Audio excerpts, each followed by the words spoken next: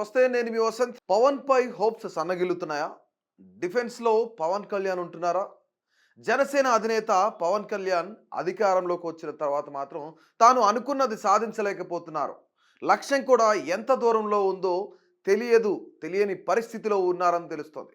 ముఖ్యమంత్రిగా పవన్ కళ్యాణ్ చూడాలని అటు కాపు సామాజిక వర్గం నేతలు, ఇటు పవన్ కళ్యాణ్ అభిమానులు, జనసేన నాయకులు, జనసేన కార్యకర్తలు కూడా కోరుకుంటున్నారు.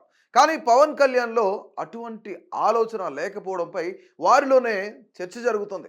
నిజంగానే పవన్ కళ్యాణ్‌లో ఇలాంటి ఆలోచన లేదా అనే చర్చ కూడా చాలా ఎక్కువగా జరుగుతుంది. తాము అనుకున్నది వేరని ప్రతి ప్రభుత్వంలో ఉప ముఖ్యమంత్రులు, మంత్రులు కాపు సామాజిక వర్గానికి చెందిన వారుంటారు. కానీ ఇక పవన్ కళ్యాణ్‌కు మద్దతిచ్చినందుకు ప్రత్యేకంగా తాము సాధించింది ఏముందన్న ఆశ కూడా ఆ సామాజిక వర్గం నుంచి ఈ మధ్య కాలంలో బలంగా వినిపిస్తోంది. అయితే వైసీపీని విమర్శిస్తూనే కొంతకాలం కాలం గడిపారు. గతంలో వైసీపీ విమర్శలు చేస్తూ కాలం గడిసే రోజులు పోయాయి. ఎందుకంటే జగన్ ఇప్పుడు అధికారంలో లేరు. అధికారంలోకి రాకముందు ఇచ్చిన హామీలు అమలుపై కూడా పవన్ కళ్యాణ్ ప్రశ్నించకపోవడంతో పాటు, అంటే గతంలో అధికారంలో లేనప్పుడు కొన్ని హామీలు ఇచ్చారు. ఆ హామీలు అమలుపరచడం, దానిపైన ప్రశ్నించకపోవడంతో టీడీపీకి బలమైన మద్దతుదారుడిగా మారాడన్నది జనసేన కార్యకర్తల నుంచి ఆ యొక్క సామాజిక వర్గ నేతలు, అభిమానులు, జన సైనికులు కూడాను జీర్ణించుకోలేకపోతున్నారు. తాము ఊహించింది ఒకటి, కానీ ఇక్కడ జరుగుతుంది ఇంకోలా తయారైందన్నారు. ఇక ఇంకోలా తయారైంది కాబట్టే వాళ్ళంతా కూడా నిరాశ, నిస్పృహలు వారిలో కనిపిస్తున్నాయన్నట్లు కూడా మనకు అర్థమవుతుంది. అయితే తాము ఏమాత్రం దాచుకోకుండా తమ అభిప్రాయాలను సోషల్ మీడియా వేదికగా కుండబద్దలు కొట్టినట్టు చెప్పేస్తున్నారు. ఇక 10 ఏళ్ల పాటు చంద్రబాబు ముఖ్యమంత్రిగానే కొనసాగుతారని చేసిన పవన్ కళ్యాణ్ వ్యాఖ్యల దగ్గర నుంచి ఇటువంటి పరిస్థితి తలెత్తింది. అంటే అప్పుడు ఎప్పుడైతే అసెంబ్లీలో మరో 10 ఏళ్ళు చంద్రబాబు నాయుడే ముఖ్యమంత్రిగా ఉంటారు అని చెప్పేసి పవన్ కళ్యాణ్ చెప్పారో, రీసెంట్గా గతంలో ఆయన 15 ఏళ్ల పాటు ఈ యొక్క కూటమి చాలా బలంగా ఉంటుంది, కొట్లాటలైనా ఏవైనా మాలో మాకే ఉంటాయని చెప్పేసి పవన్ కళ్యాణ్ చేసిన వ్యాఖ్యల వరకు కూడాను ఇక వీటిపై అనేకమైన అనుమానాలు తలెత్తున్నాయి. వాళ్ళంతా కూడా నిరాశలో ఉన్నారు. ఇక కాపు సామాజిక వర్గానికి చెందిన కాపు బలిజ సంక్షేమ సేవన నేత హరిరామ జోగయ్య కూడా పవన్ కళ్యాణ్ను నేరుగా తప్పుబడుతూ బహిరంగ లేఖను రాస్తున్నారు. ఇది కొంత పవన్తో పాటు జనసేనకు కూడా ఇబ్బందికరంగా మారింది. ఇక రాజధాని నిర్మాణం కోసం వేల కోట్ల రూపాయల నిధులు వెచ్చిస్తున్న ప్రభుత్వం ఇక తూర్పు, పశ్చిమ 2 గోదావరి జిల్లాలకు సంబంధించి అభివృద్ధిపై పవన్ కళ్యాణ్ కూడా కనీసం పెదవి విప్పకపోవడంపై జనసేన అధినేత ఇబ్బందికరమైన పరిస్థితులు నెలకొన్నాయి.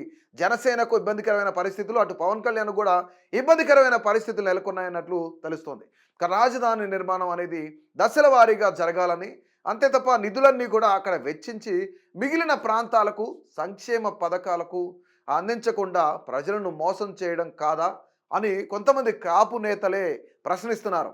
జనసేనలో ఉన్న ఎవరైతే జనసేన శ్రేయోభిలాషులు ఎవరున్నారో వాళ్ళందరూ కూడా ప్రశ్నిస్తున్నారు. ఇక ఇదిలా ఉంటే ఇది కొంత పవన్ కళ్యాణ్ను ఇరకాటంలో పెట్టేదిగా మారింది. ఎందుకంటే పవన్ కళ్యాణ్పై ఎన్నికల ముందు వరకు కూడా ఎన్నో హోప్స్ పెట్టుకున్న అటు జనసేన నేతలు, కాపు నేతలు వీళ్ళంతా కూడాను 2014 నుంచి ఆయన ప్రసంగాలు, ఆవేశపూరిత పంచులు విని విని ఊగిపోయిన వారందరూ కూడా నేటు జరుగుతున్న తీరును చూసి, అంటే ఈరోజు పవన్ కళ్యాణ్ ఏమంటున్నారు, ఏ విధంగా ఉన్నారు, అంటే గతంలో ఆయన ఊగిపోయిన పరిస్థితులు ఎట్లున్నాయి, ఆయన స్పీచ్లు ఎట్లున్నాయి, ఆయన అధికారంలోకి వస్తే ఏం చేస్తారు అనుకొని వాళ్ళంతా కూడా కొంతమంది ఊగిపోయిన వారంతా కూడా ఈరోజు ఉసూరుమంటున్నారు. ఇక ఈ విషయం సోషల్ మీడియాలోనే అర్థమవుతుంది. ఎందుకంటే డైరెక్ట్గా వాళ్ళంతా కూడా సోషల్ మీడియాలో వాళ్ళు పబ్లిష్ చేస్తూ ఉన్నారు. వాళ్ళ యొక్క ఏదైతే విమర్శలు కానీ, వాళ్ళ యొక్క ఆలోచనలు కానీ సోషల్ మీడియా వేదికగా తెలియజేస్తున్నారు.